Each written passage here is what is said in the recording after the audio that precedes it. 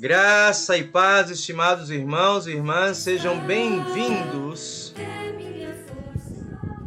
Sejam bem-vindos em mais um momento de estudo bíblico em nossas congregações Cristo para Todos de Campo Grande, também a congregação Castelo Forte e Cristo de Duque de Caxias e Campos Elíseos.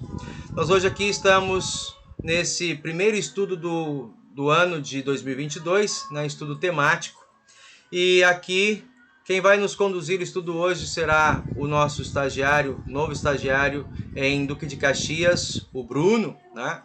E o Bruno vai falar conosco hoje sobre o tema Emanuel, Deus conosco, né? Voltado ao tema do culto, né? Como esse Deus se torna, né? Se faz conosco no culto em nossa vida cristã. Muito bom estarmos reunidos, os que aqui estão presentes, os que nos acompanham também pelas transmissões. E nós queremos iniciar esse momento invocando a presença do nosso Deus. Assim como estamos, nós queremos chamar o Senhor para nos acompanhar nesse estudo. Em nome do Pai, do Filho e do Espírito Santo. Amém. Ó Senhor, Santo Deus e Pai eterno, Tu que és Deus conosco, que conhece as nossas dores e quer nos trazer para perto de Ti. Tu afirmas, onde 2 ou 3 estão reunidos em Teu nome, Tu te fazes presentes e através, Senhor Deus, da Tua palavra, Tu te manifestas no ensino e na acolhida pelo poder e ação do Espírito Santo. Vem estar conosco, ó Deus Emanuel, neste momento de estudo bíblico, em nome da Tua santidade, ó Deus triuno, nós pedimos. Amém. Muito bem. Seguimos então, nós queremos cantar um primeiro hino. Deixa eu puxar aqui, cantarmos um primeiro hino. Hoje convidamos a nossa irmã Cláudia para nos conduzir neste momento de louvor. Cláudia, então, cantando Como é Bonito, Senhor.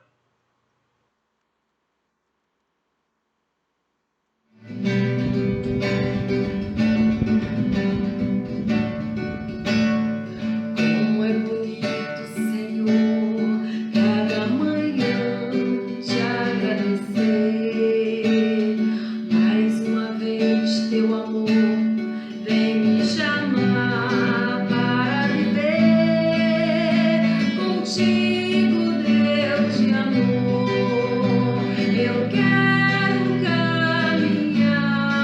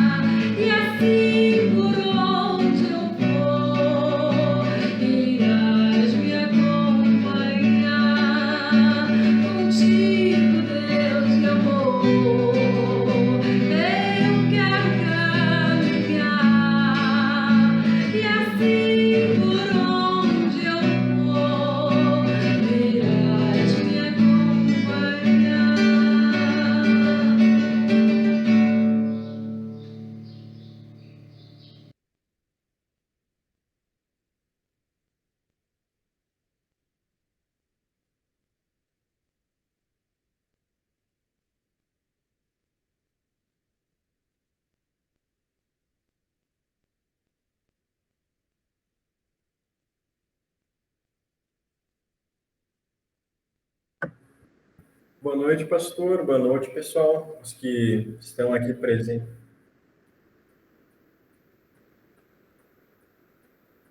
Certo. Aí. Então, muito boa noite para vocês que estão aqui agora conosco e também para os que vão depois ver gravado esse estudo, né? Aí não é só boa noite, pode ser bom dia ou boa tarde. Como o pastor Erison disse, o meu nome é Bruno Rassi Salomão e eu sou novo estagiário aqui em Duque de Caxias, que no caso eu atendo a congregação aqui de Duque de Caxias e a de Campos Elíseos, então. Eu vim, no caso, o Mailer terminou o ano dele e eu fui o outro seminarista que foi designado, então, para trabalhar aqui com vocês. E esse ano, então, eu vou estar por aí, conduzindo estudos, fazendo cultos, né? E, de repente, visitas também na presença do pastor.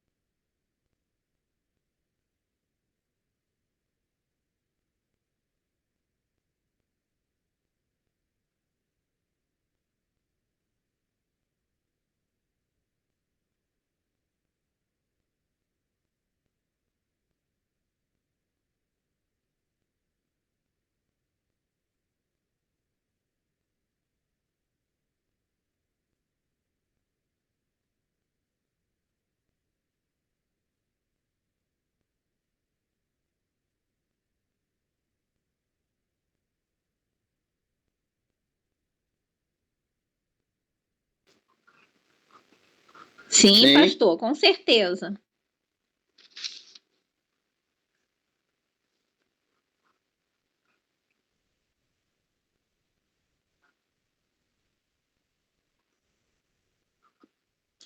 Estou orando muito a Deus para ver se essa pandemia dá uma trégua. Estou com saudade acho que foi essa noite, pensando, né, pastor, nos nossos almoços, nossas reuniões na igreja, né? Estou com saudade. Eu estou cansada de ficar aqui dentro de casa, assistindo culto online, ou indo.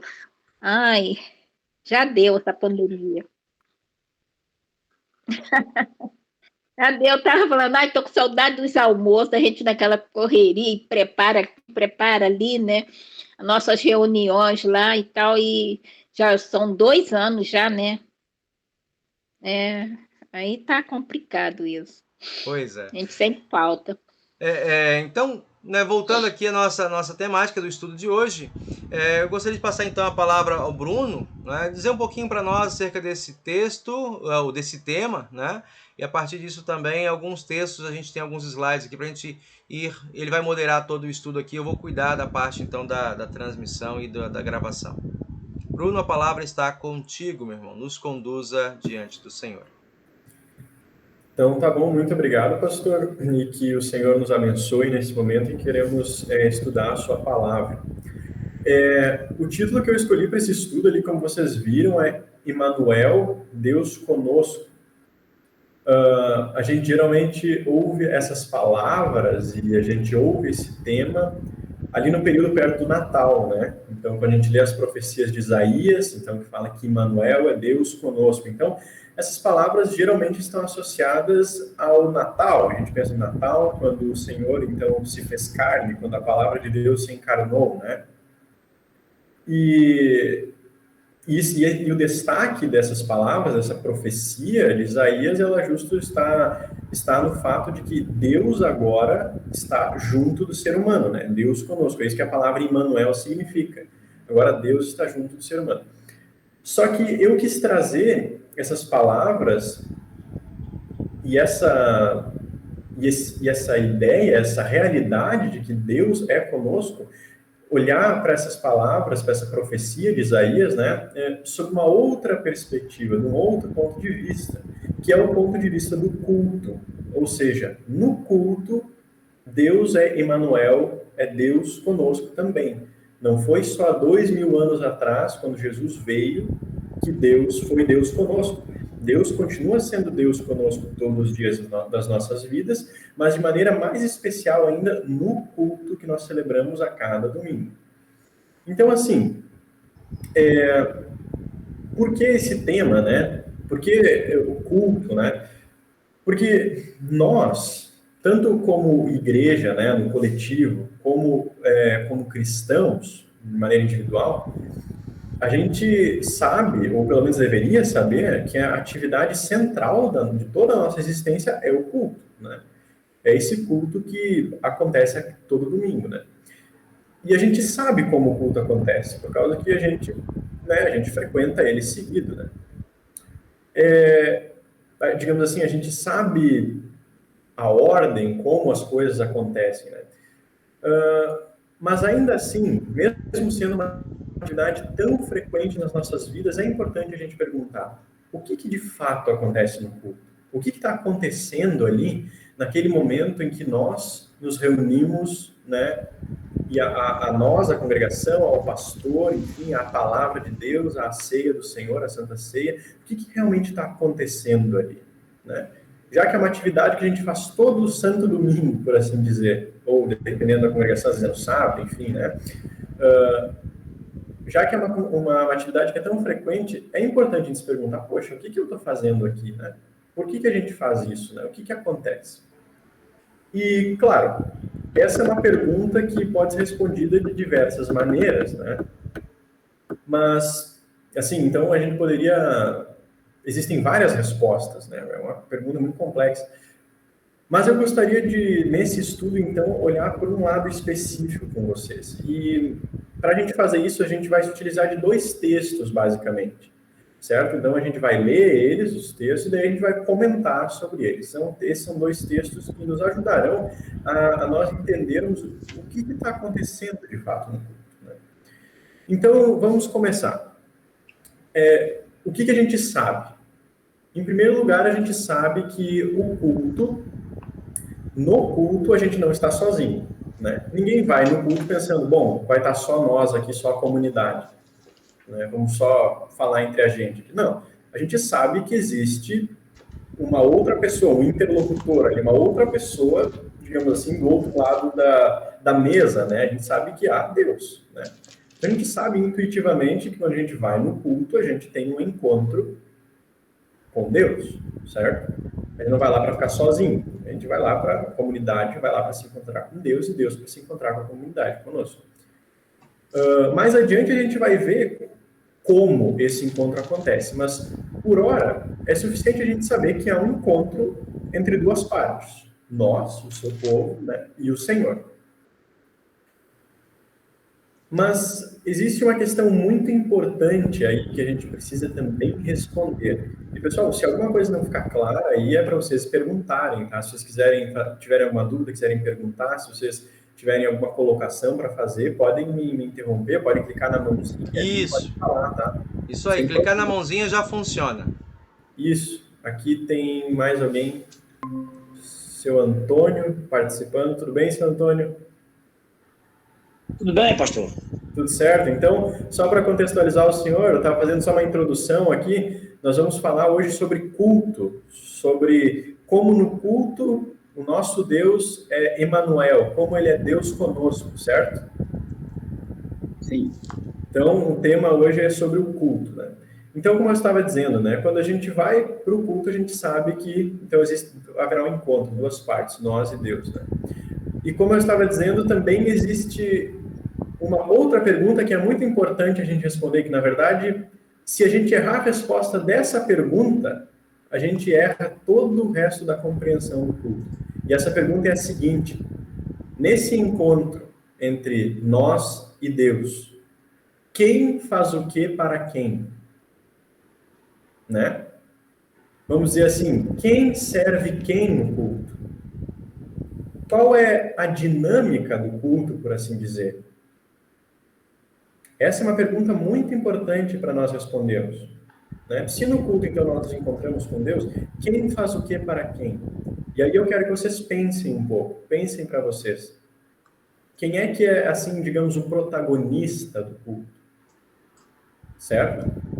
Enquanto vocês pensam, vamos ler o primeiro texto, então.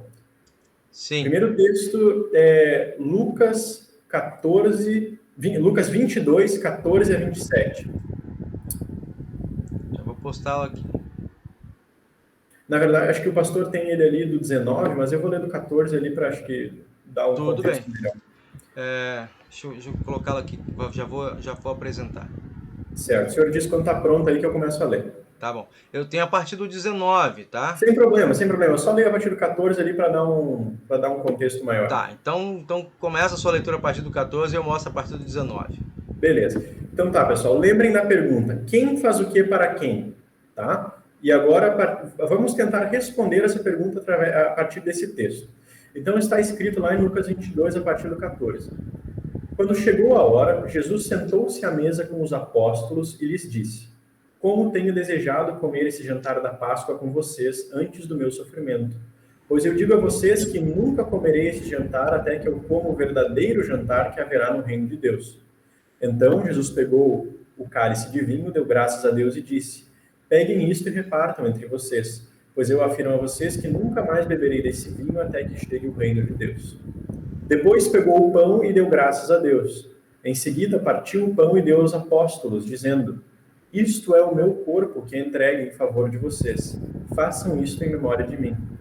Depois do jantar, do mesmo modo, deu a eles o cálice de vinho, dizendo: Este cálice é a nova aliança feita por Deus com o seu povo, aliança que é garantida pelo meu sangue derramado em favor de vocês. Mas vejam, o traidor está aqui sentado comigo à mesa, pois o Filho do Homem vai morrer da maneira como Deus já resolveu. Mas ai daquele que está traindo o Filho do Homem. Então os apóstolos começaram a perguntar uns aos outros quem seria o traidor. Os apóstolos tiveram uma forte discussão sobre qual deles deveria ser considerado mais importante. Então Jesus disse: Os reis deste mundo têm poder sobre o povo e os governadores são chamados de amigos do povo. Mas entre vocês não pode ser assim. Pelo contrário, o mais importante deve ser como o menos importante. E o que manda deve ser como o que é mandado. Quem é o mais importante? É o que está sentado à mesa para comer ou é o que está servindo? Claro que é o que está sentado à mesa. Mas entre vocês eu sou como aquele que serve. Então, pessoal, o que a gente pode notar aqui nesse texto para responder essa pergunta? Quem faz o que para quem? Alguém quer arriscar? Baseado nesse texto. Participem, gente, que eu tô com a língua coçando para falar. Não precisa ser todo mundo uma vez. Opa! Não, eu não entendi a pergunta legal, não. A pergunta é a seguinte, senhor Antônio, que no culto há um encontro entre Deus e nós, certo? Mas Sim. Agora vem uma segunda pergunta, que é a seguinte: nesse encontro entre nós e Deus, quem faz o que para quem? Quem que é o protagonista do culto? Essa é a questão. Quem que é o que faz o que para quem? E a ideia é a gente tentar responder essa pergunta a partir desse texto que a gente acabou de ler. Gabriel, pode falar. Estão conseguindo me ouvir? Sim. Seria a ideia mais ou menos assim, eu posso errar, tá? Eu sou burro. No culto, Deus é o protagonista e ele nos serve, mas não nos serve no sentido de que ele é menor que nós, mas no sentido de que o maior, como o texto explica, né? Ele o menor, no caso, o maior é aquele que, no caso, serviria, estaria no papel de menor, aparentemente é menor protagonismo, mas na verdade é o que... Que é o maior. Eu não estou achando a palavra correta. Mas eu entendi. Acho que deu para entender a ideia, não deu? Eu entendi. O Jesus, no caso ali, ele está sendo o menor, só que ser o melhor, na lógica do reino de Deus, é ser o maior. Exato, né? isso. Então, o grande é aquele que serve. O primeiro, ele na verdade é o último, né? O grande é o pequeno, né? Na lógica do reino de Deus. Alguém quer acrescentar mais alguma coisa, pessoal?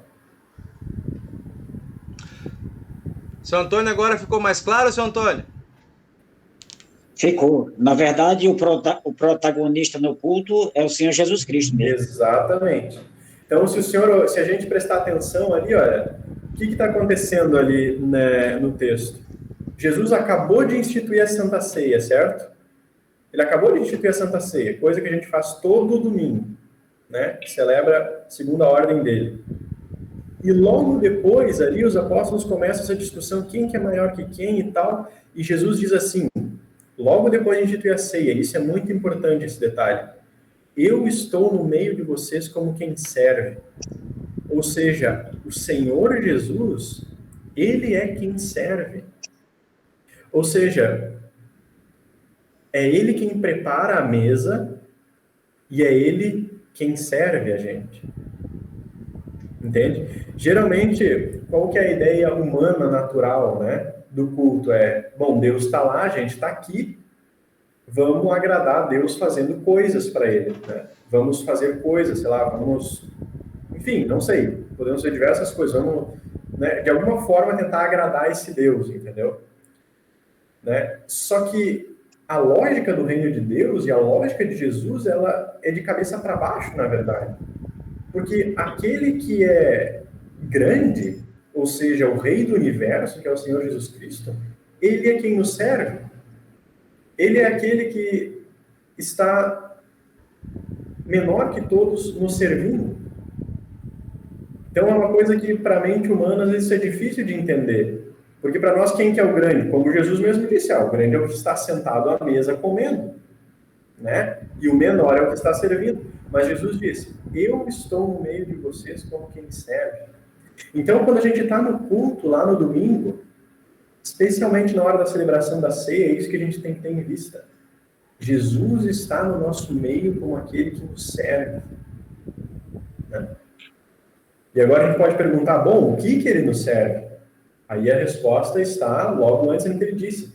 Isto é o meu corpo, isto é o meu sangue.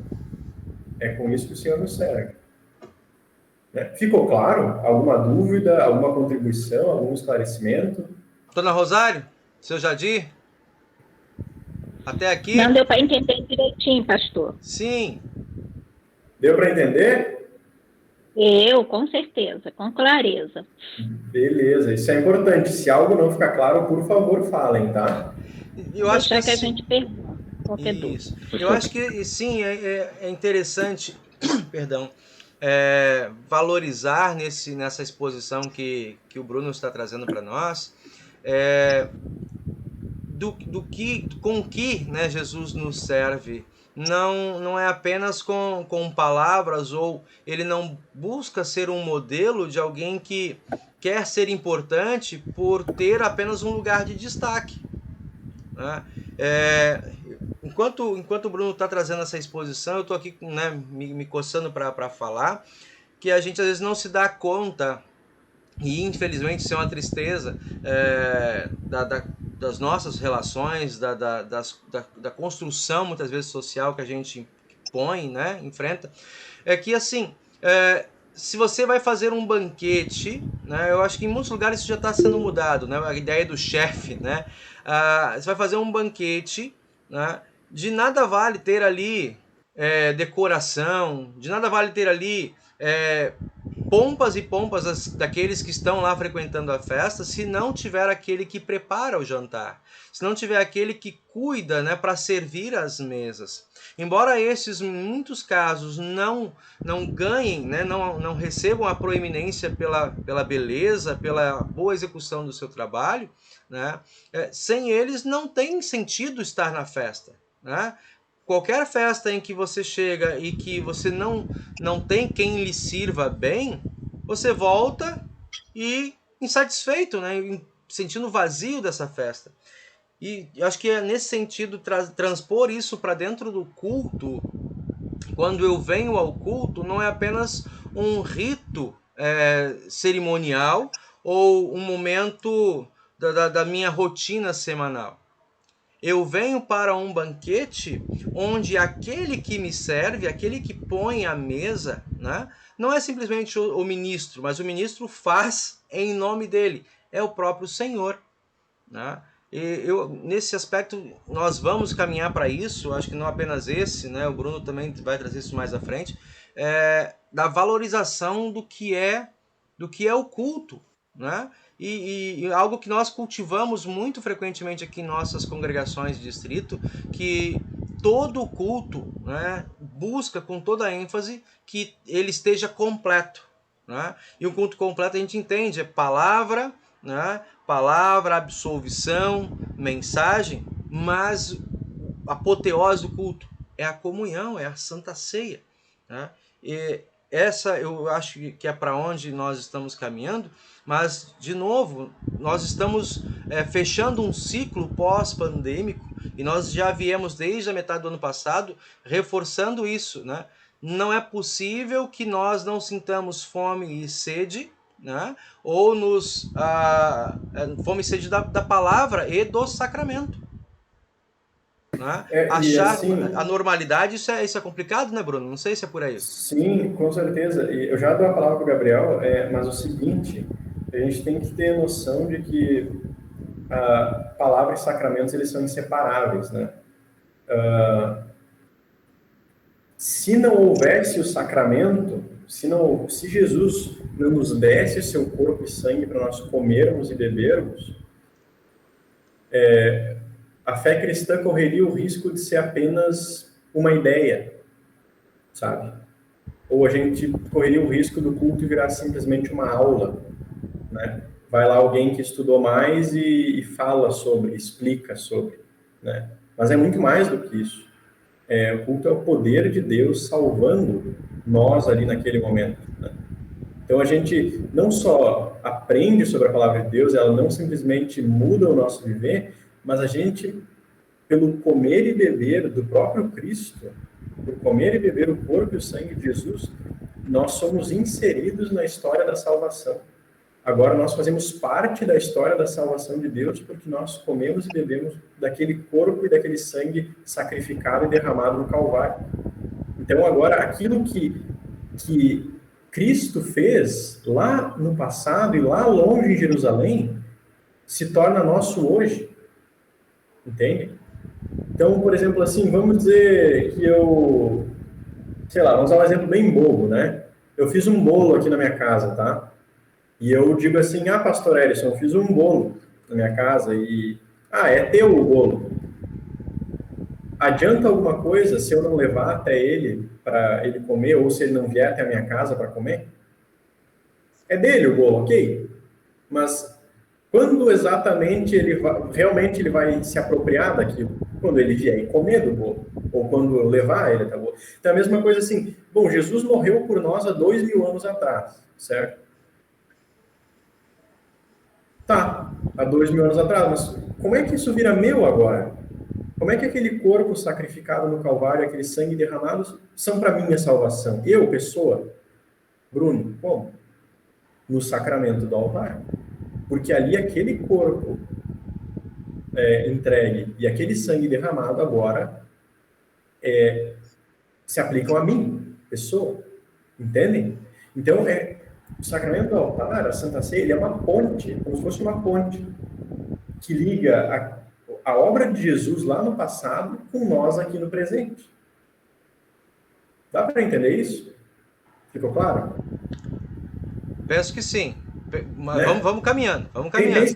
Pensem na ideia do bolo de novo. Imagina, vocês fazem um bolo para alguém e dizem, seu Antônio, fiz um bolo para o senhor. Daí o senhor Antônio, obrigado. Tá, mas quando é que ele realmente vai desfrutar do bolo? Quando eu levar para ele e o seu Antônio comer, ou quando o seu Antônio vem na minha casa e ele comer do bolo. Uhum. Entende mais ou menos a ideia? Sim. Né? Então, essa é a noção. Eu vou dar a palavra primeiro para o Gabriel e daí depois para a Dona Maria. Isso, Dona Rosário. Gabriel, pode falar. É que eu queria também... Tem o João 13, né? Jesus lava os pés dos discípulos, né? Que é um bom exemplo de Jesus servindo. Exato. No verso 15, ele também fala, porque eu vos dei o exemplo para que como eu vos fiz, façais vós também. Aham. Então, não é só... também tem essa questão, né? Deus nos serve para que a gente se... Exatamente. Então, você vê como ali o sacramento do altar, que é o lugar próximo. onde de maneira mais nítida Jesus está nos servindo, ele não é simplesmente para ficar ali dentro da igreja. Ah, fomos servidos e ok. Não, ali está a fonte de todo o amor da vida cristã. Aquele momento, né, em que nós recebemos o Cristo e o serviço dele, aquilo flui para a nossa vida toda, né? Porque ali, por assim dizer, ele está lavando os nossos pés. Então, a Santa Ceia, ela é a fonte tanto do amor, tanto é que a gente diz na oração depois da comunhão, que esse nos dê ardente amor para com o nosso próximo, tanto do amor como da missão da igreja, né? A missão da igreja também flui dali. Então, você está completamente certo. Dona Rosária, pode falar? A senhora pode falar. Acho que a senhora está mutada, está sem microfone. Alô? Oi, agora sim. Oi? Oi, pode falar.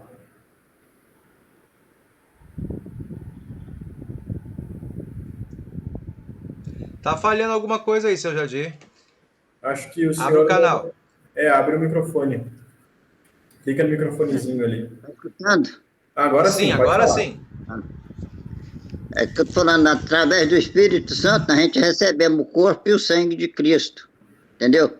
Quando a gente vai assim, que a gente vai moldando o nosso jeito de viver. Exatamente. Entendeu? Através do Espiritismo, né? Que é Pai, Filho e Espírito Santo, né?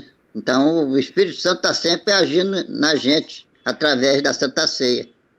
Exatamente. É bem isso. Deus, ele nos dá o seu Espírito por meios, né? Ele nos dá o seu Espírito quando nós ouvimos a palavra, quando nós somos absolvidos dos nossos pecados, e como a senhora falou aí, quando nós comemos o corpo e o sangue do Senhor. Isso, é bem isso aí. Nós recebemos o Espírito e ele molda a nossa vida. Muito bem. Então, pessoal, isso é que é importante a gente gravar. Lá em Marcos 10:45 também, Jesus ele diz o seguinte: eu vim não para ser servido, mas para servir e dar a minha vida em resgate por muitos. Certo? Essa é a missão de Jesus. Ele veio para servir. E eu repito, não só lá no passado ele veio para servir, mas mesmo depois da sua morte, sua ressurreição e na sua ascensão, agora quando o Senhor está sentado à direita do Pai, ele continua nos servindo. Ele não mudou. Não é que ele só serviu lá e agora ele não faz mais nada, mas Jesus continua nos servindo. O autor da carta aos Hebreus, ele diz que Jesus, ele é o nosso liturgista nos lugares celestiais. Ele é aquele que conduz a liturgia nos lugares celestiais. Então, até hoje, no culto, na nossa vida toda, mas especialmente no culto, Jesus, ele é aquele que nos serve, ele é aquele que ministra, certo? Ele continua nos servindo. Tá bom, pessoal? Deu para entender bem isso? Bruno? Oi, se me permite, só um pouquinho, pegar um aspecto do... eu não sei se tu tá com a cuca mais fresca, assim, com a parte da história da igreja. Quando o Gabriel levantou o aspecto de João 13, né? Não vou te queimar não, calma aí. Quando o Gabriel levantou o aspecto de João 13, eu me lembro assim, por que João, né, o evangelista João, ele é o único que não fala do encontro ali na Quinta-feira Santa. Ele é o único que não fala da Santa Ceia, né?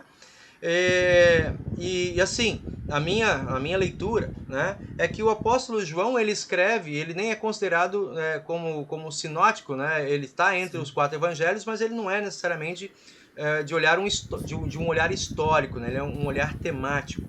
Uhum. E uma coisa que é interessante, ele vai escrever esse evangelho já bem lá à frente, no final do primeiro século, né? Onde toda a tradição da Santa Ceia, né? Dessa instituição da Santa Ceia, já existia, né? Claro. E nós até conversamos sobre isso na semana passada, que o primeiro texto historicamente, né, reconhecido seria 1 Coríntios, né? E depois os evangelistas, né? Os 3 evangelistas. Mas e aí vem a questão, por que João, que esteve lá, e é chamado o discípulo amado daquela mesa, né, ele não fala desse aspecto. Na minha leitura, particularmente, é de entender assim, que como ele esteve, ele foi testemunho ocular, ele observou coisas que os outros talvez não tivessem observado, e que pela própria tradição da igreja, precisava ainda ser ressaltado. E sob a iluminação do Espírito Santo, inspirado pelo Espírito Santo, ele traz à igreja ainda do primeiro século esse destaque. Né? Uhum. E aí vale a pena assim, já que o Senhor nos serve, né, nos serve à mesa, como você está trazendo nesse aspecto, foi muito pertinente essa palavra do Gabriel, de olhar assim, olha, João sabe desse Jesus que nos serve, né, como aquele que parte o pão, mas ele também é aquele que nos chama à diaconia. Uhum. Né? E até esse texto de João 13, ele é tratado, né, numa série da nossa igreja, falando sobre a diaconia no tempo da quaresma, trazendo esse aspecto do Senhor que nos serve, falando assim, olha, assim como eu sirvo a vocês, né, vocês também devem servir, lavar os pés. E aí o Gabriel lembrou para nós ali, se eu, sendo o Senhor e Mestre, vos lavei os pés, também vós deveis lavar os pés uns dos outros, né? Não há trabalho, né? Não há serviço pequeno ou desqualificante na igreja ou, né, a partir do reino do Senhor, em torno da mesa do Senhor. Eu acho que fica, pelo menos assim, esse destaque para ressaltar a lembrança que o Gabriel fez, né? E aí eu devolvo de novo para você para dar continuidade. Eu acho que a pergunta que a gente tem que fazer para cada um tem que se fazer a seguinte pergunta: se o Senhor, se Jesus, a quem a gente chama de Senhor, né, lavou os pés dos seus discípulos, o que resta para mim? Né? Se ele, a quem eu chamo de Senhor, fez isso, o que é que resta para mim com o meu próximo? Essa é a pergunta que a gente tem que fazer. Agora, pessoal, eu gostaria de passar para um outro texto agora que também é importante a gente ler. Que também está lá em Lucas, fechada essa parte, né? Então a gente viu o quê? Que culto é o encontro com Deus, certo? Mas agora, quem faz o quê para quem? Resposta bem curta. Jesus nos serve. Nós somos servidos pelo Senhor ali. Certo? Certinho.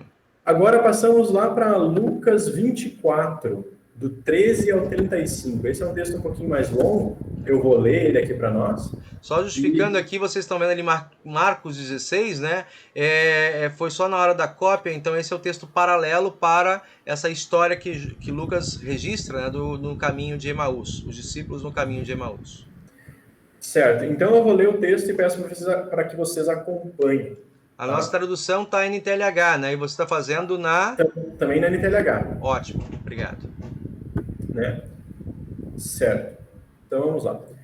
Naquele mesmo dia, quer dizer, no dia da ressurreição, 2 dos seguidores de Jesus estavam indo para um povoado chamado Emaús, que fica a mais ou menos 10 quilômetros de Jerusalém. Eles estavam conversando a respeito de tudo o que havia acontecido. Enquanto conversavam e discutiam, o próprio Jesus chegou perto e começou a caminhar com eles. Mas alguma coisa não deixou que eles o reconhecessem. Então Jesus perguntou: "O que é que vocês estão conversando pelo caminho?" Eles pararam com um jeito triste e um deles, chamado Cleopas, disse: "Será que você é o único morador de Jerusalém que não sabe o que aconteceu lá nesses últimos dias?" "O que foi?" perguntou ele. Eles responderam: "O que aconteceu com Jesus de Nazaré? Esse homem era profeta e para Deus e para todo o povo. Ele era poderoso em atos e palavras. Os chefes dos sacerdotes e os nossos líderes o entregaram para ser condenado à morte e o crucificaram. E a nossa esperança era que fosse ele quem iria libertar o povo de Israel. Porém, já faz 3 dias que tudo isso aconteceu." algumas mulheres do nosso grupo nos deixaram espantados, pois foram de madrugada ao túmulo e não encontraram o corpo dele. Voltaram dizendo que viram anjos e que estes afirmaram que ele está vivo. Alguns do nosso grupo foram ao túmulo e viram que realmente aconteceu o que as mulheres disseram, mas não viram Jesus. Então Jesus lhes disse: como vocês demoram a entender e a crer em tudo que os profetas disseram? Pois era preciso que o Messias sofresse assim e recebesse de Deus toda a glória. E começou a explicar todas as passagens das Escrituras Sagradas que falavam dele, iniciando com os livros de Moisés e os escritos de todos os profetas. Quando chegaram perto do povoado onde iam, Jesus fez como quem ia para mais longe, mas eles insistiram com ele para que ficasse, dizendo: fique conosco, porque já é tarde e a noite vem chegando. Então Jesus entrou para ficar com os dois. Sentou-se à mesa com eles, pegou o pão, deu graças a Deus. Depois partiu o pão e deu a eles. Aí os olhos deles foram abertos e eles reconheceram Jesus. Mas ele desapareceu. Então eles disseram um para o outro: não parecia que o nosso coração queimava dentro do peito quando ele nos falava na estrada e nos explicava as Escrituras Sagradas? Eles se levantaram logo e foram para Jerusalém, onde encontraram os 11 apóstolos reunidos com outros seguidores de Jesus. E os apóstolos diziam: de fato, o Senhor foi ressuscitado e foi visto por Simão. Então os dois contaram o que havia acontecido na estrada e como tinham reconhecido o Senhor quando ele havia partido o pão. Certo. Então, é um relato longo e bastante coisa acontece aqui. Então, a primeira coisa que a gente precisa notar é quando isso aconteceu. Quando que eles estavam caminhando e Jesus apareceu a eles? No terceiro dia. O terceiro dia é o domingo. Então, Jesus morreu na sexta. Então, era o terceiro dia. Guardem isso. Foi no domingo. Então, eles estavam caminhando e discutindo, e de repente Jesus se aproximou deles, mas eles não reconheceram a Jesus. Certo? E eles continuaram caminhando, e então Jesus repreende eles, porque, poxa, como vocês demoram para entender o que os profetas pregavam e tudo mais, e Jesus começa a explicar a Escritura para eles, como o Messias deveria ser morto, ser crucificado e tal, ressuscitaria no último dia. Beleza. E aí, então, eles chegaram perto do povoado, e Jesus fez com que ia mais adiante, mas eles pediram para que Jesus ficasse. E aí, lembrando que eles não sabiam que era Jesus enquanto isso. Eles não sabiam quem que era. Eles não conseguiram reconhecer que era Jesus. Até que Jesus pegou o pão, deu graças a Deus, o partiu e deu a eles. Nesse momento, quando Jesus pegou o pão, deu graças a Deus e o partiu e entregou a eles, os olhos deles foram abertos e eles viram a Jesus. Mas no momento em que eles reconheceram que era Jesus, eles já não puderam mais ver a Jesus. Então vejam que coisa curiosa. No terceiro dia, o que Lucas está nos apresentando aqui é como que o Senhor Jesus vai continuar se encontrando com o seu povo depois da ressurreição. Os apóstolos viram o corpo de Jesus, viram Jesus, né, no domingo da ressurreição, o seu corpo e tudo mais. Mas o que Lucas está nos mostrando aqui é como os próximos discípulos de Jesus vão se encontrar com ele. E é como isso? Com Jesus explicando para eles as Escrituras e partindo o pão com eles. Então vejam, Jesus está presente no partir do pão. Quando é que os discípulos, aqueles caras ali, reconhecem que Jesus é Jesus? Quando é que eles reconhecem a presença de Jesus?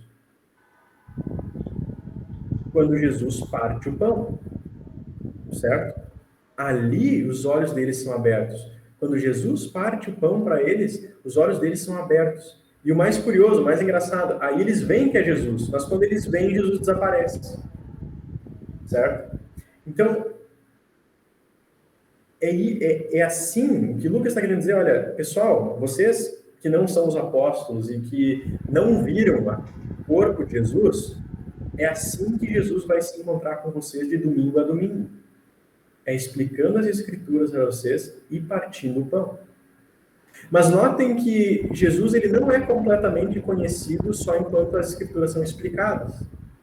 Eles reconhecem Jesus definitivamente quando ele parte o pão. Quando ele parte o pão com eles. Certo? Então, é assim que nós reconhecemos o Senhor também quando nós nos reunimos. Quando é que nós sabemos que o Senhor está entre nós?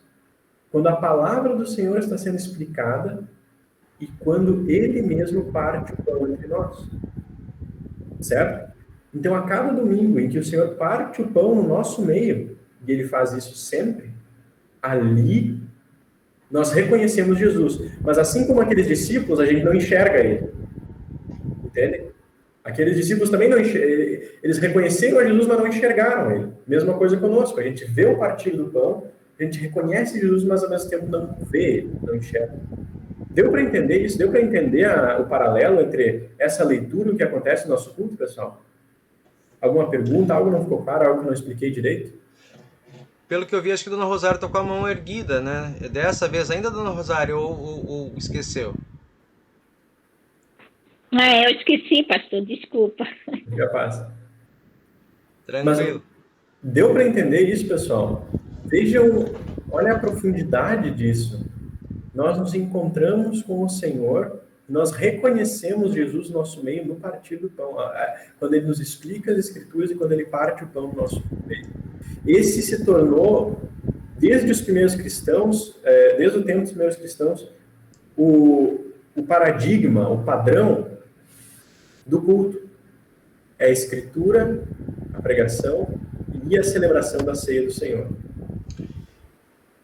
Eu acho que o que você está trazendo para nós, então, fica muito forte, assim, evidente essa marca, se a gente olhar lá o texto, não vou olhar agora direto, mas só para ressaltar o texto de Atos 2, né, 42 a 47, como viviam os primeiros cristãos, né, que faz parte da temática da nossa igreja, né, firmados em Cristo, lembra, né, as marcas, os sinais da igreja cristã e a sua expansão, né? Em torno da pregação, do ensino, como você ressaltou, né? O ensino trazido pelos apóstolos não era o ensino deles, mas o ensino de Cristo por meio deles, né? E também fica o aspecto do partir do pão, né? É a mesma expressão, o autor é o mesmo, né? Lucas é dado como o autor de Atos, e aqui também o autor do Evangelho, no partir do pão. Eu acho que no partir do pão entra um aspecto muito mais amplo, né?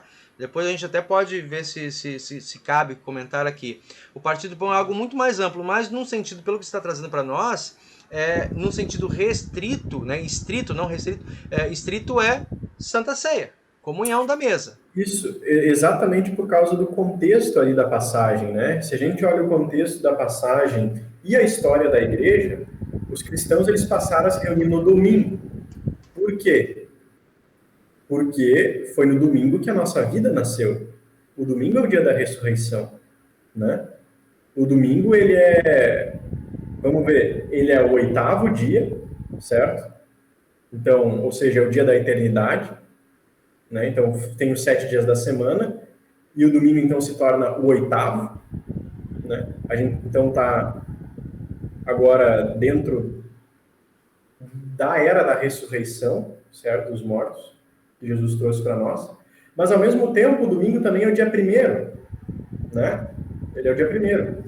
E se a gente for lá de novo para o relato da criação, o dia 1º é o quê? É o haja luz.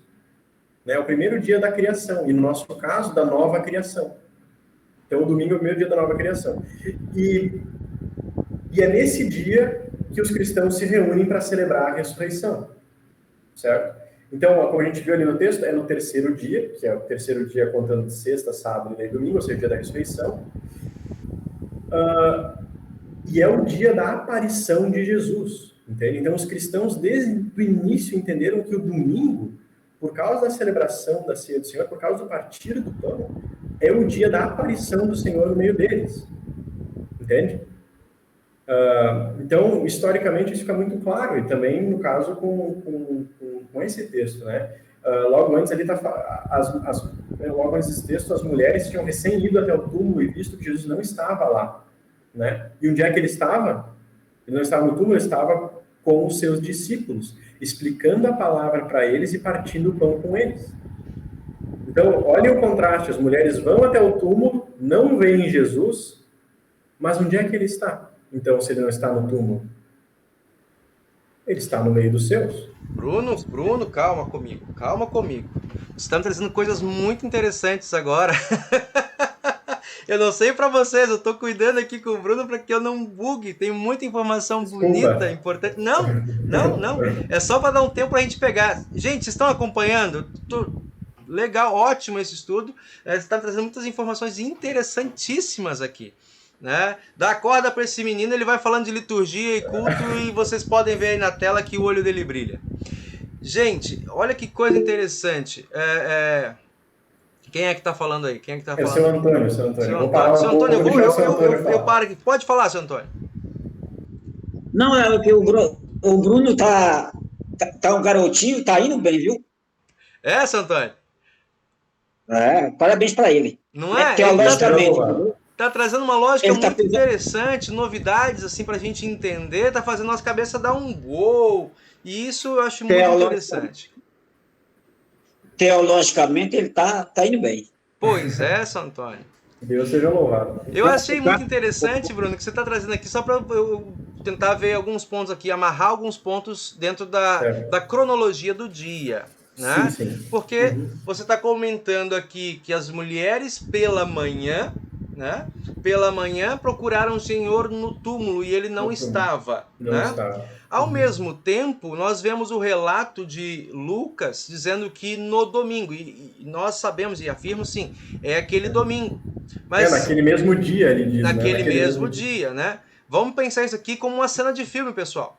São duas cenas paralelas acontecendo, né? Aquela situação que nos filmes a gente vê assim, como isso está acontecendo, é a tentativa do autor de relatar, né, elementos ou eventos que são simultâneos, né? Só que dentro da leitura isso não fica tão claro assim, né? Precisa estar depois, né? Na leitura vem depois, Depois, então, eu vou dizer assim, foi boa a tua fala, porque na leitura sempre me vinha à mente que isso foi numa tarde, Jesus caminhando, a memória, a imagem, todos nós funcionamos com isso, né? Sim. A imagem que me vem à mente é Jesus caminhando na beira da praia com esses, né, que estão ali meio desconsolados, caminhando assim, desolado, indo para a cidade de Emaús. E aí está trazendo um outro aspecto, assim, não, ele estava lá.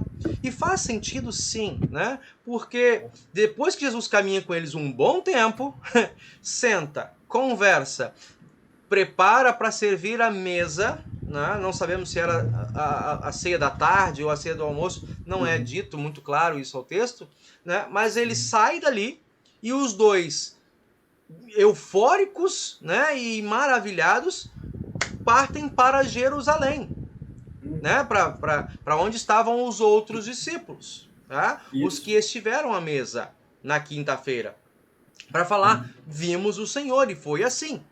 Né? E ali os discípulos ainda estão maravilhados com os encontros que tiveram eles com Jesus ao longo daquele dia. E a gente pergunta, e como é que Jesus deu conta de estar em lugares distantes tão rápido? Né? Parece, de novo, aquela dificuldade nossa de um raciocínio mais sequencial. Né? Como é que isso faz sentido no relato de Lucas? Faz sentido porque Cristo agora já não está preso ao seu estado de humilhação. Ele está liberto no seu estado de glória, de exaltação, né? E ele ocupa todos os lugares ao mesmo tempo dentro da sua majestade, né? Só para trazer essa ideia de encaixar essa história, né, no evento cronológico do dia. Claro. Né? Então, é bem isso. Então, se a gente olhar ali, claro, né, a hora da ceia provavelmente foi de noite, né? Porque os discípulos disseram, fica conosco porque já é tarde, o dia já está acabando, né? Mas esse detalhe ele é muito interessante, assim, de a gente pensar, né? No dia da ressurreição, não é por nada que o evangelista coloca, né, que foi no domingo. Não é por nada que ele coloca que foi ao terceiro dia, o dia da aparição do Senhor, né? E lembrando que quando o evangelista Lucas escreveu isso, as comunidades cristãs elas já estavam celebrando a ceia, né? No domingo, né? Então, mas aqui, qual que é o valor disso para nós hoje? É a gente pensar assim, cara, onde está o Senhor? Ele não está no túmulo. Ele está conosco. No domingo, nos explicando a sua palavra e partindo o pão conosco. E desse modo a gente pode dizer que nem for, assim como os discípulos disseram ali, ó, no verso 35, eles dizem assim, ó, então os dois contaram o que havia acontecido na estrada, e aqui, ó, e como tinham reconhecido o Senhor quando ele havia partido o pão. Ali eles reconheceram o Senhor, certo? Ali foi o cume, o ápice, assim, né? Ali eles reconhecem o Senhor. Então, para nós termos essa noção também, no domingo, quando nós celebramos o culto, quando nós celebramos a liturgia, quem está ali fazendo as coisas é o próprio Senhor, né? E assim como esses discípulos, a gente reconhece ele, mas a gente não vê ele, né? Eles reconheceram e ele desapareceu, né? Mas ali no partir do pão está o Senhor. E eu acho que essa é a mensagem fundamental, assim, para a gente apreender, assim, nas nossas mentes, né? Toda vez que a gente for no culto, pensar isso, assim, é o meu Senhor me servindo e Ele está aqui hoje conosco. Então, não é simplesmente, e isso eu quero que vocês guardem, pessoal, no coração. Jesus e a nossa fé não é simplesmente a gente olhar para o passado e dizer, nossa, há muito tempo atrás Jesus morreu pelos nossos pecados. Isso é verdade, com certeza. Mas não é só isso. E não é somente também a gente olhar lá para o futuro e pensar, um dia que eu não sei quando Jesus vai voltar. Jesus, ele não nos deixa sozinho nesse meio tempo, mas ele está presente conosco também. Ele está presente de maneira, vamos dizer assim, de carne e sangue, né? De corpo e sangue ele está presente na nossa vida, né? Como comunidade cristã, como corpo de Cristo, que somos um, né? E ele nos une por meio dessa ceia, né? Então isso é uma coisa que é fundamental nós mantermos em mente, né? A preciosidade da celebração da liturgia, do ouvir a palavra, ouvir o próprio Senhor nos explicando, e o encontro pessoal nosso, tanto pessoal, ele é pessoal, mas ao mesmo tempo ele é de todos, ele é comunitário, na ceia do Senhor, a preciosidade disso, né? Eu acho que, né, depois eu até pergunto assim ao Gabriel, para mim eu acho pertinente, Gabriel, não sei se você ainda se recorda, mas foi uma fala que o Gabriel trouxe numa reunião de diretoria na quinta passada, eu acho, né? Quarta ou quinta passada, em que falávamos sobre Santa Ceia, né? O que é estar na ceia? Não sei se ainda se recorda, Gabriel. Gostaria de falar o que é estar na ceia, né? Você lembrava, fazia uma distinção entre o aspecto cerimonial e esse caráter sacramental, né? Ainda te recordas, Gabriel? Gabriel tá por aí? Ele tá, mas eu acho... tá travada a imagem dele e acho que o microfone tá desligado também. Se o Gabriel me permite, então eu só vou relembrar isso, né?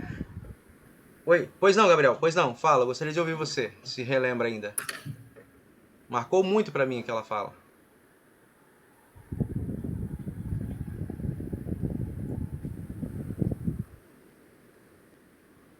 Travou. Estão ouvindo? Opa, tá meio congelado, Gabriel, me dê licença. Tá dando isso, fala.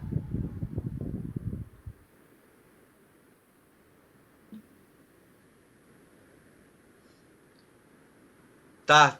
A internet, a tecnologia não está nos ajudando. De repente, Gabriel, tá dando erro. Desliga a câmera que eu acho que melhora a sua conexão. Pode ser que melhore. Tenta desligar a câmera para falar. Acho que aqui tá travando. Isso, vai lá. Melhorou alguma coisa? Melhorou, tá ótimo agora. Fala para nós. Melhorou? Não, eu ia falar, eu tava vocês, só que acho que vocês não estavam me ouvindo. Mas se quiser, se você lembrar, pode falar aí. Tá, eu Mas me esse é lembro, o sentido que sim. eu falei. É. O sentido eu lembro. Sim, você dizia que a Santa Ceia, né, ter o culto e ter um culto com a Santa Ceia, né, mais do que o aspecto cerimonial, e eu entendi ali quando você estava trazendo isso, a maneira como nós reconhecemos e confessamos, né, o que seja a Santa Ceia para nós, né? Não é apenas um cerimonial, uma festa em memória, né? Algo que está ali Isso. apenas para se lembrar de algo do passado, isso que o Bruno está falando, né? Algo do passado, e não é algo que eu repita um sacrifício novamente, né? Não depende de mim acontecer o sacrifício. O sacrifício é único, é aquele que diz lá em Hebreus. Mas a Santa Ceia, né, no culto, é algo sacramental, é Deus servindo a mim. Por isso, estar no culto ou pensar um culto sem a Santa Ceia, embora eu tenha a palavra, mas ele, e o Bruno colocou bem claro, né? Culto sem Santa Ceia também é culto completo, tem palavra, tem absolvição, perdão de pecados, né? Mas isso me torna mais palpável o Deus conosco, o Deus que me serve. Né? Então, como a Santa Ceia, ela nos preenche esse aspecto sacramental. O perdão é percebido, né? É percebido por nós. Então, é algo que vai além de um simples cerimonial. Eu achei muito, muito pertinente e positiva a tua fala. Isso, né? Posso falar? Isso, Pode?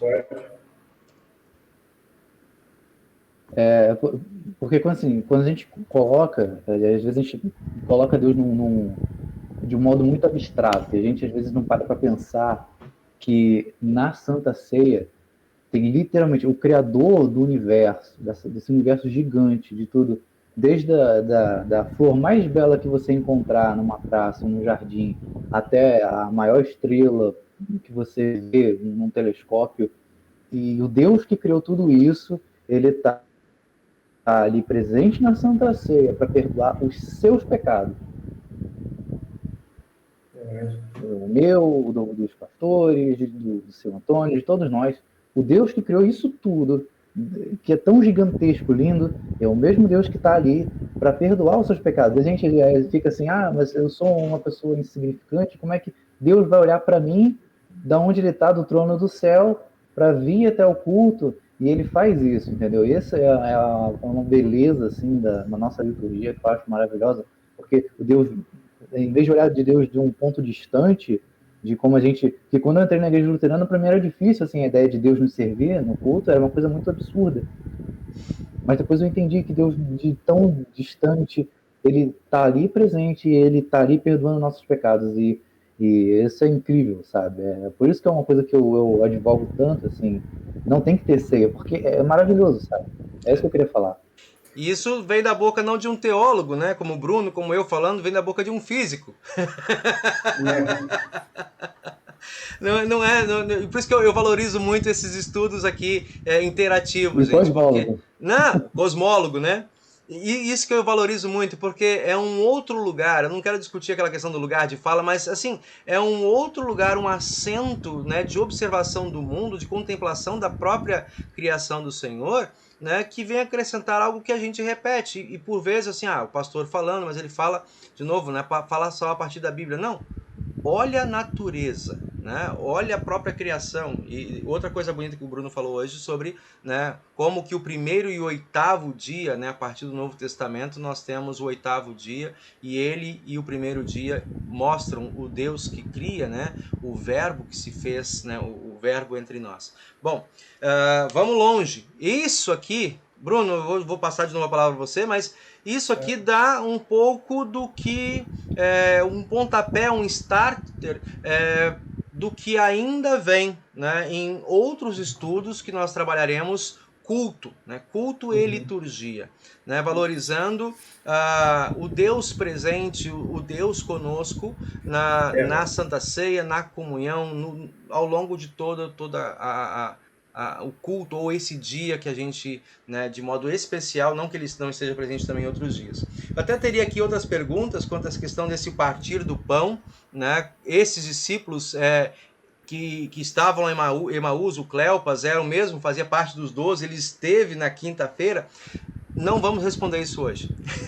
Responderemos em outro momento, mas são perguntas assim que mostram, né, em outras situações que talvez, se não estivessem na Santa Ceia, pelo menos dá a entender, né, que Jesus tinha uma prática muito comum, né, no seu círculo dos 12 ou no círculo maior que ele tinha, né, de sempre antes das refeições, qualquer que fosse, agradecer a Deus. E era algo tão peculiar que ao fazer isso, eles o reconheceram, né?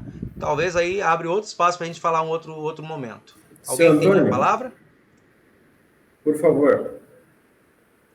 O senhor tá com o microfone desligado. O senhor tem que ligar o microfone. Agora. Aí. Não, o pastor Erison me despertou uma pergunta. Sim. São Lucas, ele estava presente junto com os 12?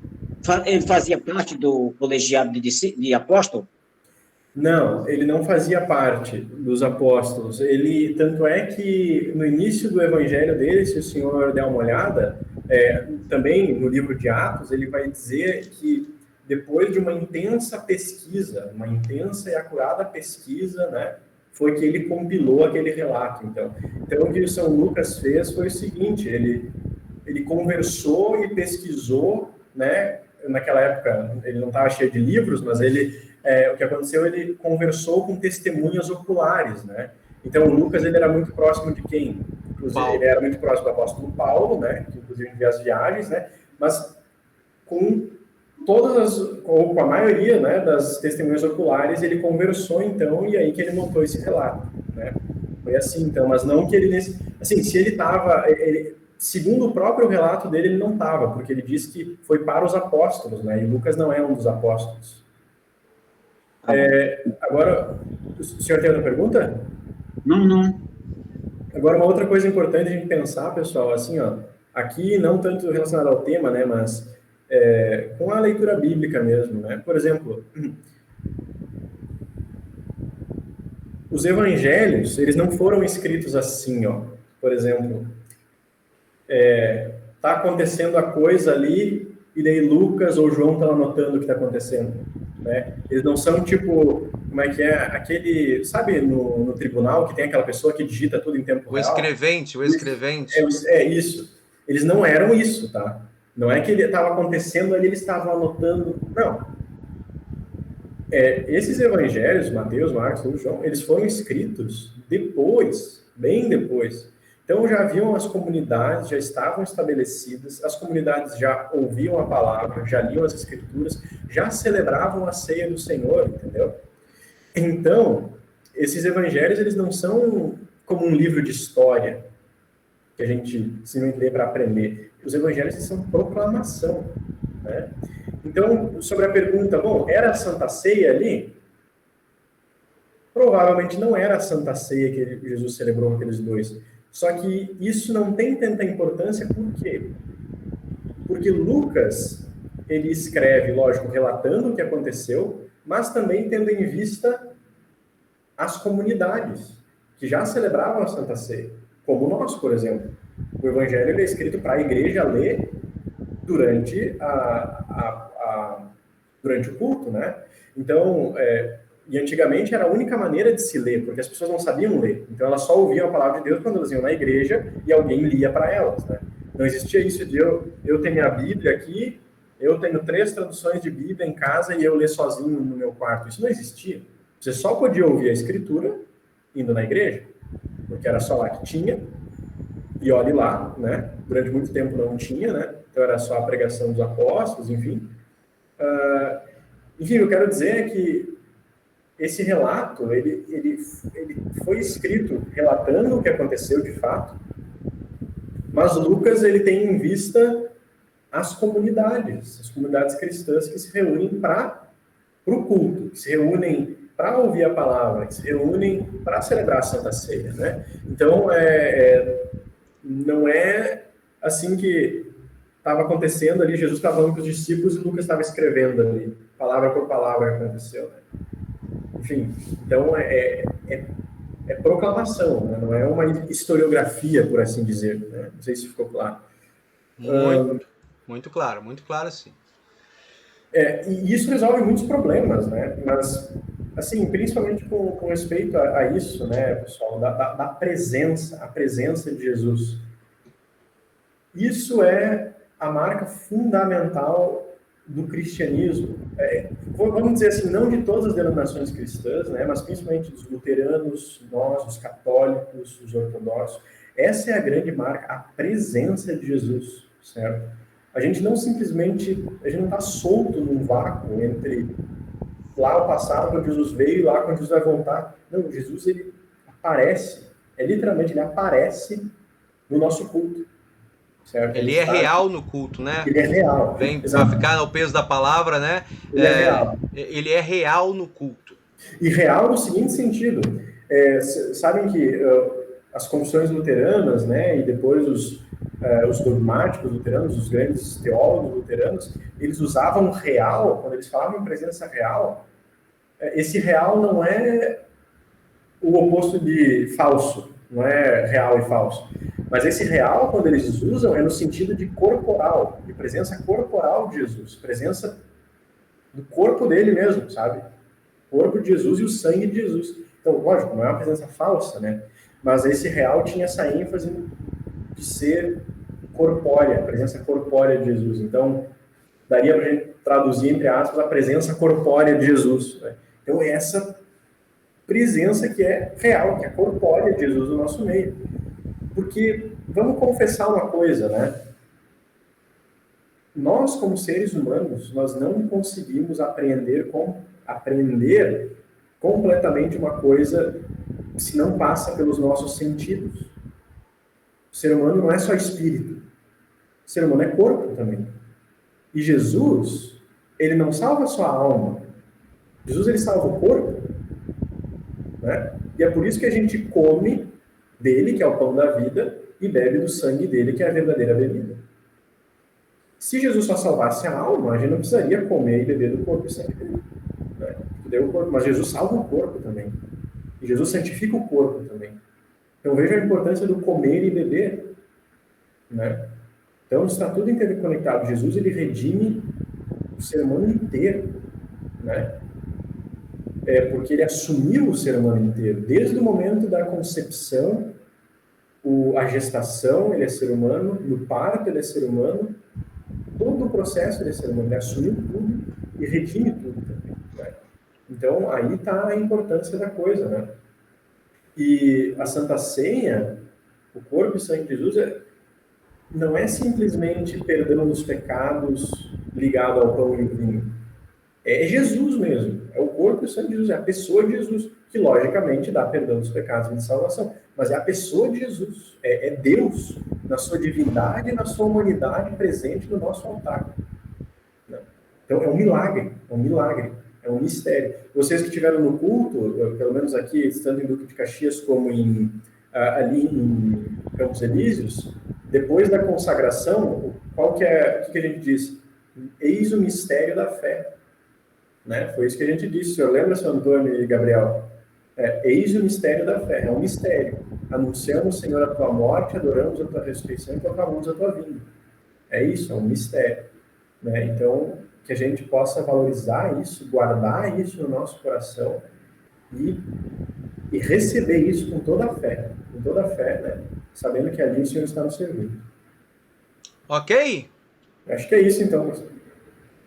Não percam próximos capítulos. Não percam, voltaremos. Muito bem. Seu Antônio. Oi? Não, muito bem, muito bem.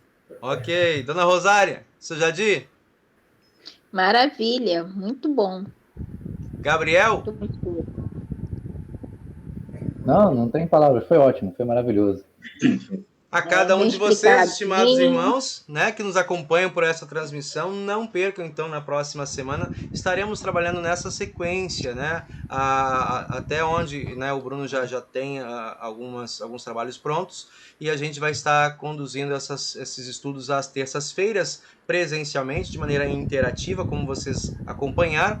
E fora desse espaço, vocês podem deixar os comentários, perguntas aí embaixo também no nosso link, no comentário da nossa página, e também procurar-nos em qualquer situação para aconselhamento, para aprofundar algumas dessas dúvidas, né? Talvez não tenhamos todas as respostas, né? Isso é maravilhoso, porque nós confiamos, né, no mistério de Deus, ou seja, não está tudo elucidado à nossa mente e não temos capacidade de apreender todas as coisas, mas nós seguimos e cremos porque está escrito, né? Está explícito na palavra do Senhor. Amém? Amém. Nós queremos cantar um hino, né? Chegando nessa parte final, depois nós seguimos para o momento da oração. E vamos ouvir então do nosso hinário luterano, trazido aí pelo Rodrigo Bloch, né? O hino número 10 do hinário luterano, Ó vem, Emanuel.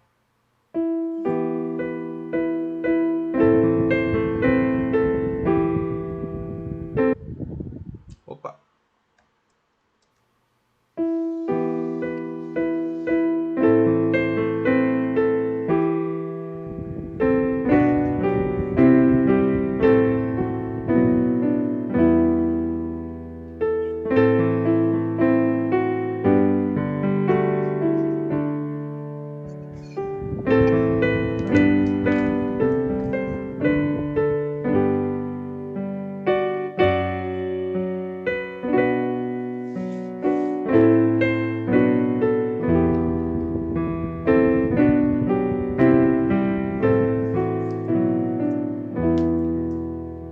Ó vem, Emanuel,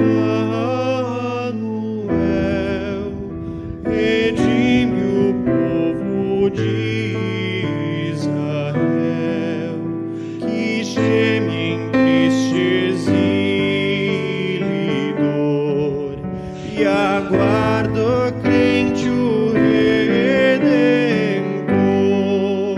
Dai glória a Deus, Emanuel, virá em breve, ó Israel. Ó vem, rebento de Jessé, e aos filhos teus renova a fé, que o diabo possam derrotar, e sobre a morte triunfar. Dai glória a Deus, Emanuel, virá em breve, ó Israel.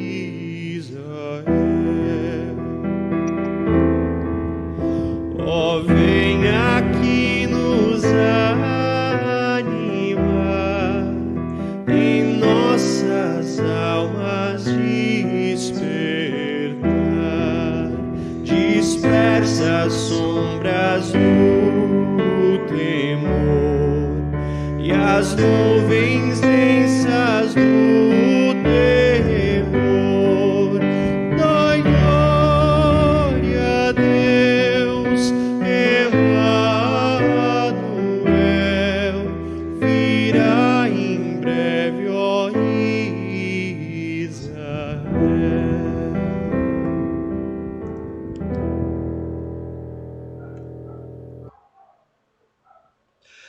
Muito bem, assim chegamos ao momento das nossas orações. Temos pedidos, agradecimentos aqui entre os irmãos que poderíamos lembrar e destacar aqui nesse momento? Sim, sim, pastor. Pois não, seu Antônio? Eu peço oração pelo meu neto, o nome dele é Edson Filho. Uhum. Ele quebrou o braço e vai ser operado amanhã. Ele é um garotinho de 4 anos. Certo, senhor Antônio. Mais algum outro pedido? Nesse caso aqui, pela boa cirurgia, condução e também a recuperação do Edson. Não? Não? Eu trago aqui em nome, da nossa congregação, nossa paróquia e distrito, as atividades que estão, de certa maneira, agora a pleno vapor. Os pastores todos do nosso distrito já chegaram, né, estão retomando as suas atividades. Próxima semana, né, um sábado próximo, aí nós teremos o Conselho Distrital ainda em formato online, né, por respeito àqueles que estão mais fragilizados diante dessa crise de contaminação, mas pedindo, né, dentre outras coisas, que o Senhor nos acompanhe ao longo das tarefas, dos eventos que temos a realizar como distrito, como paróquias, né, cada um de nós, nos pontos onde estamos também. Que o Senhor nos ilumine, né? É isso, acho que eu lembro por enquanto, né? Agradecer aí a presença do Bruno, aos vocês que nos acompanham também nesse estudo, auxiliando na boa condução do mesmo. E nós queremos nos colocar diante do Senhor em oração. Algum outro pedido? Não, né? Acho que é esses mesmo. Oramos, então, ao nosso Deus. Senhor Deus e Pai querido, graças te damos, pois és Emanuel, Deus que está conosco, que pisa junto, Senhor, e conhece todas as nossas angústias e necessidades. Tu sabes, Senhor, que não somos firmes o suficiente para ficarmos apenas nas palavras. Por isso nos deixa, Senhor, o teu corpo e sangue, para que provemos, não apenas pelo intelecto, pelo entendimento, mas pelos próprios sentidos do comer e beber, do tocar, de que tu estás conosco e nos acompanha todos os dias até a consumação do século. Mostra-se, Senhor, presente também em nossas vidas ao servirmos ao nosso próximo como tu, descendo da tua glória, da tua majestade, serviste a cada um de nós da melhor maneira, da maneira mais plena que poderíamos esperar. Tu, Senhor, é aquele que serve à mesa, é aquele que lava os pés, é aquele que purifica, e nós, nesta diaconia, neste serviço em favor dos teus amados que estão distantes, queremos, Senhor, que o teu Espírito nos capacite, nos auxilie também no serviço. Que valorizemos, Senhor, a tua presença no culto, a tua presença na palavra, a tua presença nos sacramentos. E que possamos, Senhor Deus, em teu nome, tornar-te visível, palpável e tangível a tantos outros ao redor de nós. Abençoe, Senhor, os diversos canais de acesso às mentes e aos sentidos e aos corações daqueles por quem vieste e deste a tua vida para resgate e para a salvação. Abençoa, Senhor Deus, o trabalho de nossas mãos, as nossas diversas vocações. Fica com os médicos e, de modo muito especial, aqueles que estarão cuidando do pequeno Edson em sua cirurgia. Outras tantas crianças, adolescentes de nossas congregações, de nosso distrito, que passam, Senhor, pela necessidade do cuidado, da atenção em tratamentos de saúde prolongados e dolorosos. Esteja confortando, amparando com o teu Santo Espírito, ó Pai. Abençoe também os nossos pastores na retomada das atividades, as paróquias e o distrito em todas as suas execuções e compromissos. Conduze, Senhor, os que em teu nome vão ao seminário para aprofundar-se no seu estudo e o conhecimento da palavra, bem como o Senhor acompanha aqueles que, semelhante ao Bruno, estão entre nós para exercitar entre o teu povo o que puderam captar, apreender, trazer para nós, como de dentro de um baú, grandes tesouros, coisas antigas e novas, que a tua presença, Senhor, reluzem o brilho da tua presença entre nós. E é em nome de Cristo, teu amado Filho, nosso Senhor e Salvador, que nós assim encerramos este momento de estudo, de devoção, orando o que Cristo assim nos ensina a dizer: Pai nosso que estás nos céus, santificado seja o teu nome. venha o teu reino. Seja feita a tua vontade, assim na terra como no céu. O pão nosso de cada dia nos dá hoje e perdoa-nos as nossas dívidas, assim como nós também perdoamos aos nossos devedores. Não nos deixes cair em tentação, mas livra-nos do mal, pois teu é o reino, o poder e a glória para sempre. Amém, Senhor. Meus amados irmãos que nos acompanham aqui, recebam cada um de vocês a bênção do Senhor. E o Senhor te abençoe e te guarde. O Senhor faça resplandecer o seu rosto sobre ti e tenha misericórdia de ti. O Senhor sobre ti levante o seu rosto e te dê a sua paz. Amém. Amém. Amém. Agradecemos a cada um de vocês. Ao Bruno. Bruno, cadê você? Estou aqui, pastor. Opa, né? Então, está aqui o nosso novo estagiário, como já apresentado, que nos acompanhará ao longo deste ano, né? Que Deus continue abençoando você, abençoando o trabalho, suas pesquisas, seus estudos, e que, como você mesmo fala, né, seja para nós sempre a nossa vida litúrgica, a nossa vida cultica, um estar em oração diante do nosso Deus. É isso? Isso mesmo. Então, assim nós chegamos ao final do nosso estudo.